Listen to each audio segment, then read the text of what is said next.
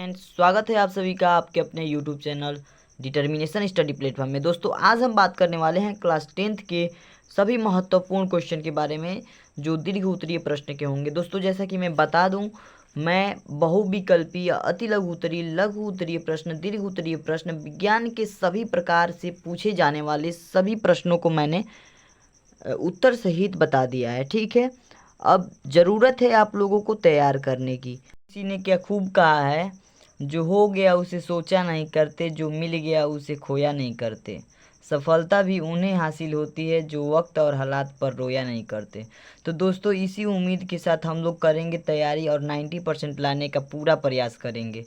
ठीक है, और इस बार की परीक्षा में हम या तो देखिए, आप लोगों से मैं एक रिक्वेस्ट करना चाहूँगा, जान लगा दो या जाने दो।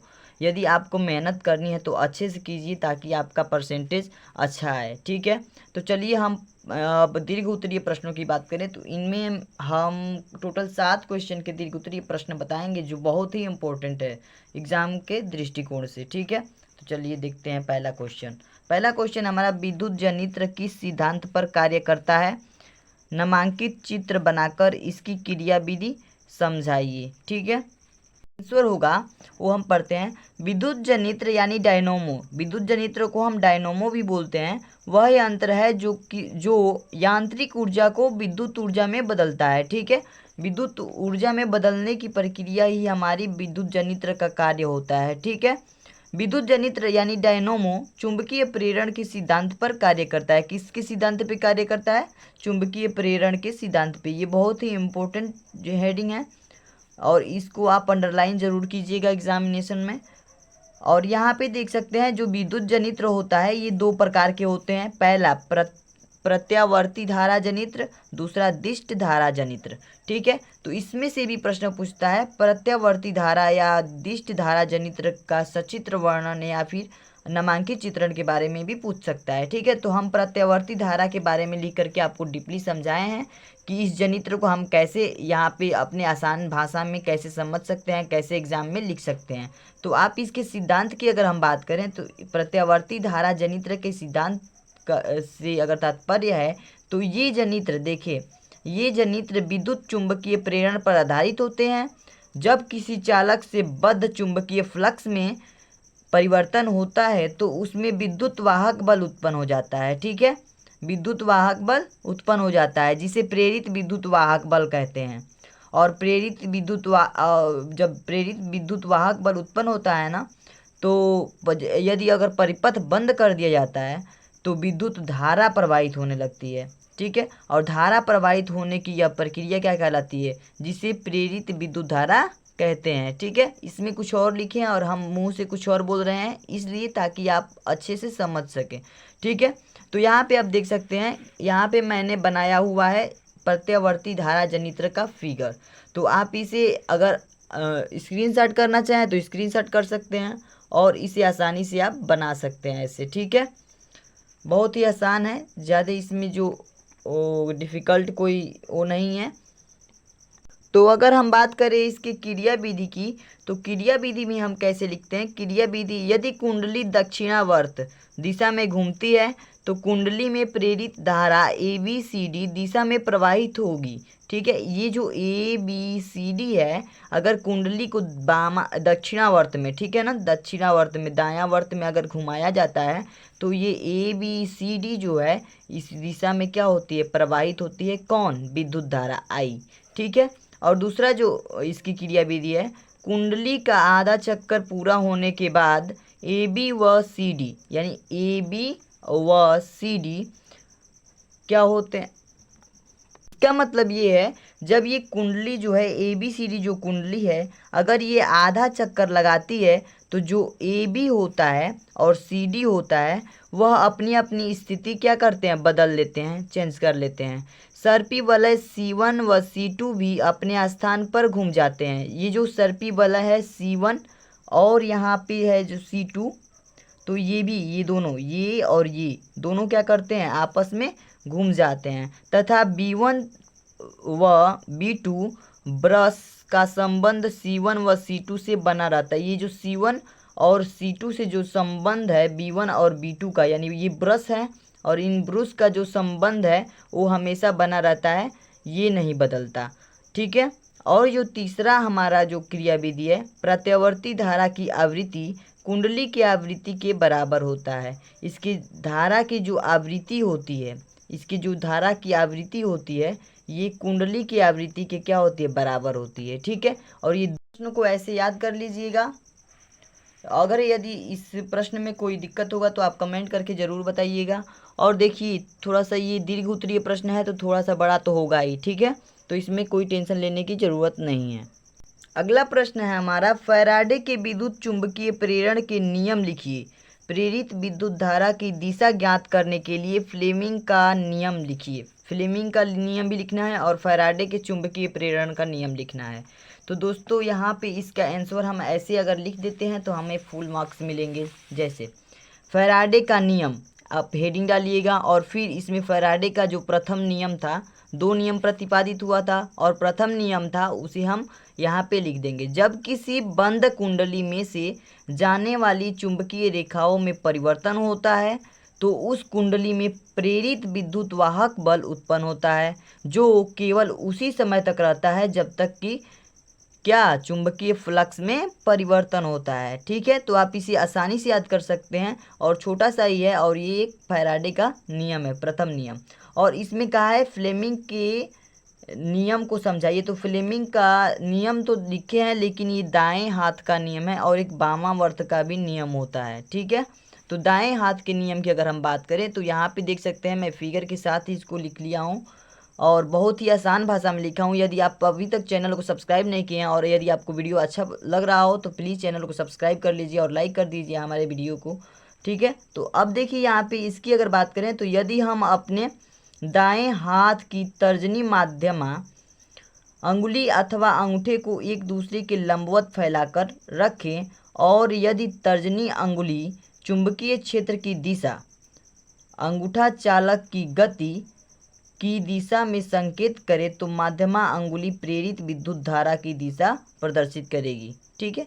समझ में आया कुछ? जैसे कि अगर हम इस प्रकार से अपने हैंड को रखें इस प्रकार से, ठीक है, तो ये जो होगा हमारा, ये जो होगा ये इस अंगुली को तर्जनी कहते हैं और ये चुंबकीय क्षेत्रों को प्रदर्शित करेगा और ये जो हमारा अंगूठा होगा ये हमें गति की दिशा को प्रदर्शित करेगा और ये जो हमारी होगी ये प्रेरित विद्युत धारा होगी। ठीक है। तो आप इस तरह से इसको याद कर सकते हैं और यहाँ पे देख सकते हैं मैंने हैंड बना करके इसको प्रदर्शित भी किया है फैराडे के नियम को।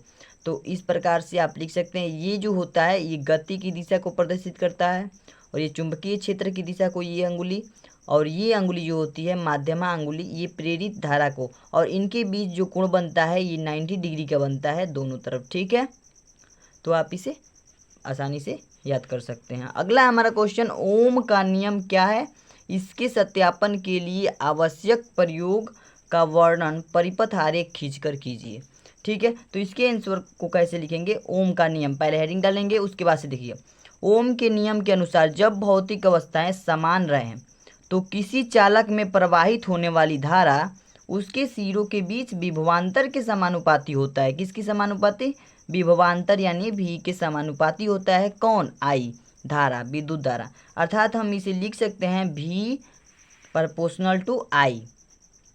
और देखिए, अतः यह नियम यह भी बताता है, ठीक है, इसके अलावा यह भी नियम बताता है कि किसी परिपथ में प्रतिरोध उसके सिरों के बीच विभवांतर तथा प्रवाहित धारा का अनुपात होता है। ठीक है। तो इसे हम लिख सकते हैं V बराबर IR। और ओम का जो अगर मात्रक लिखना चाहें हम तो ओम का मात्रक लिखेंगे तो जो प्रतिरोध का मात्रक होता है V यानी वोल्ट बटा में विद्युत धारा एम्पियर का मात्र एम्पियर हो जाएगा, यानी कि वोल्ट प्रति एम्पियर ओम का मात्रक हो जाएगा। अगर इसके सत्यापन की बात करें तो सत्यापन के लिए इस प्रयोग के लिए बैटरी, अमीटर, कुंजी, धारा नियंत्रक, प्रतिरोध तथा वोल्टमीटर लगाते हैं। ठीक है। यहाँ पे जैसे मैंने लगाया हुआ है तो इसमें ये सब चीज़ें होती हैं इसको सत्यापित करने के लिए और इसका प्रयोग किया जाता है और इसके अनुसार से हम अपनी जो भी क्रियाविधि किए हैं उसे लिख देते हैं और यही हमारा सत्यापन, और उससे ये स्पष्ट होता है कि वो जो सत्यापन हुआ ओम के नियम को संतुष्ट करता है। ठीक है। तो यहाँ पे देख सकते हैं ये बैटरी हमारी, ये धारा नियंत्रक, और ये प्रतिरोध तार, ये अमीटर, और ये कुंजी है। इस कुंजी पे अगर इस कुंजी से हम अगर इसको क्लिक करते हैं तो यहाँ से क्या होता है, हमारा विद्युत धारा प्रवाहित होने लगती है और यहाँ तक, और ये हमारा वोल्ट मीटर है। तो आप ऐसे समझ सकते हैं, ठीक है। देखिए अगला क्वेश्चन कह रहा है, क्वेश्चन नंबर 4, मेंडल के वंशागति के नियमों का उदाहरण सहित वर्णन कीजिए। दोस्तों मैं सबसे पहले एक बात बता दूं, तो इन सब जो भी मैं इंपॉर्टेंट क्वेश्चन दे रहा हूं आपको, इतने इंपॉर्टेंट है कि आप अगर नहीं करते हैं ना, आप इसे तैयार नहीं करते हैं, तो एग्ज़ाम में जाइएगा, अगर घर आइएगा ना, तो आपको लगेगा कि हाँ हमें याद कर लेना चाहिए था, ठीक है। तो आप इन प्रश्नों को ज़रूर तैयार कर लीजिएगा। आगे देखिए इसका आंसर हम कैसे लिखेंगे, मेंडल का नियम निम्नलिखित है। तो मेंडल के एक नियम को हम यहाँ पे लिख दिए हैं और यही हमारा दीर्घ उत्तरीय प्रश्न का उत्तर बन जाएगा। एकल लक्षण तथा प्रभाविता का नियम हम लिखे हैं। तो इसमें पढ़ते हैं क्या होता है, जीवों में सभी लक्षण इकाइयों के रूप में होते हैं, ठीक है। जीवों में जो सभी लक्षण होते हैं ना, इकाइयों की जितनी भी क्वालिटी होती है सब इकाइयों के रूप में होती है। इन्हें कारक या जीन कहते हैं, जीन कहते हैं इनको, ठीक है। जीन इन्हीं को बोला जाता है। वास्तव में इसमें से एक कारक मात्रिक तथा दूसरा पैतृक होता है। एक कारक को हम मात्रिक कहते हैं और दूसरे को पैतृक कहते हैं। युग्म के दोनों जीन एक दूसरे के विपरीत प्रभाव के हो सकते हैं, एक दूसरे के विपरीत यानी कि अलग अलग प्रभाव के भी हो सकते हैं, किंतु उनमें से एक ही कारक अपना प्रभाव प्रदर्शित कर सकता है। जब विपरीत लक्षण के पौधों के बीच संकरण कराया जाता है तो उनकी संतानों में इन लक्षणों में से एक लक्षण ही परिलक्षित होता है, ठीक है। पहले लक्षण को प्रभावी तथा दूसरे लक्षण को हम अप्रभावी बोलते हैं और आप इससे प्रभावी तथा अप्रभावी के बीच अंतर स्पष्ट करना समझ गए होंगे इस उत्तर के माध्यम से। अगला देखिए, इसमें अगर उदाहरण की बात करें, इस प्रश्न में उदाहरण की बात भी किया था, तो उदाहरण के बारे में अगर बात करें तो इस देखिए कोई भी प्रश्न है वो ना, तो उसे अगर सटीक आंसर देंगे तो एग्जामिनर खुश हो जाएगा। और इसमें जो भी हम आंसर लिखवाए हैं एकदम बिल्कुल अपने भाषा में और सटीक आंसर के तौर पर लिखवाए हैं। तो इसका आंसर देखिए, जब लंबे, जो उदाहरण है इसके बारे में, जब लंबे तथा बौने पौधों के बीच संकरण कराया जाता है तो प्रथम संतानीय पीढ़ी F1, प्रथम संतानीय पीढ़ी को क्या कहा जाता है, F1 में विपरीत लक्षणों में से केवल एक लक्षण यानी लंबापन जो प्रभावी है दिखाई देता है और दूसरा लक्षण क्या हो जाता है, छिप जाता है, वो दिखाई नहीं देता है। शुद्ध लंबे पौधे और एक तरफ शुद्ध बौने पौधे मैंने ड्रा किया, और उसके बाद से इन दोनों को अगर संकरण कराएंगे ना, तो संकरण कराएंगे, इसमें प्रभावी टीटी है और इसमें प्रभावी स्मॉल टीटी है। तो यहाँ पे जो सभी लंबे पौधे बनेंगे, इस एक कैपिटल टी बनेगा और एक स्मॉल टी, ठीक है। ये हमारा उदाहरण हो जाएगा। मनुष्य में उत्सर्जन तंत्र क्या है, नामांकित चित्र बनाइए। ये भी दोस्तों बहुत ही इंपॉर्टेंट क्वेश्चन है। तो इसका आंसर हम कैसे लिखेंगे, आइए देखते हैं। उत्सर्जन तंत्र हेडिंग डाल दिए, उसके बाद से हमको लिखना है शरीर के विभिन्न उपापचयी, समझिएगा, शरीर के विभिन्न उपापचयी क्रियाओं में अनेक अपशिष्ट पदार्थ होते हैं, ठीक है। एकदम बिल्कुल आसान भाषा में है। अपशिष्ट पदार्थ यानी कि वेस्ट पदार्थ होते हैं, इनका शरीर में कोई उपयोग नहीं होता है, शरीर के अंदर इनका कोई भी उपयोग नहीं होता है। कभी कभी ये अत्यधिक विषैले भी हो सकते हैं, कभी कभी क्या होते हैं, ये अत्यधिक विषैले हो सकते हैं, अतः इनको शरीर से बाहर निकालने की अति आवश्यकता होती है, ठीक है। इनको अपने शरीर से बाहर निकालने की आवश्यकता होती है। अपशिष्ट पदार्थों को इस प्रकार से शरीर से बाहर निकालने की जो प्रक्रिया होती है उसे हम उत्सर्जन कहते हैं, उत्सर्जन तंत्र कहते हैं, ठीक है। और प्रमुख जो उत्सर्जन तंत्र के जो प्रमुख अंग होते हैं उसके बारे में अगर बात करें तो मानव शरीर में उत्सर्जी अंग एक जोड़ी वृक्क होते हैं, ठीक है। वृक्कों के अतिरिक्त मनुष्य में यकृत, त्वचा, फेफड़ा और आंत भी उत्सर्जन में मदद करती है, ठीक है।